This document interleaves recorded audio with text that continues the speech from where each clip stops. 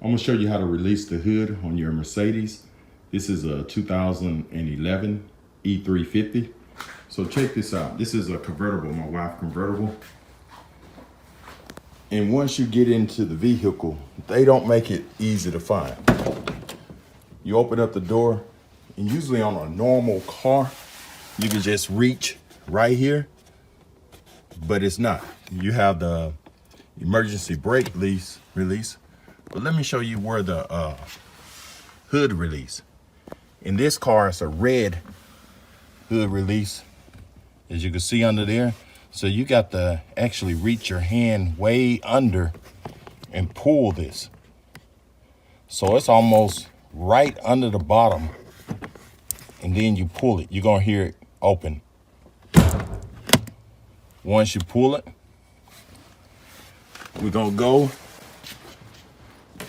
and release the hood. So we in the front, and you look to the left. You're gonna feel this little, you might can see it right there. Just click up, pull it up.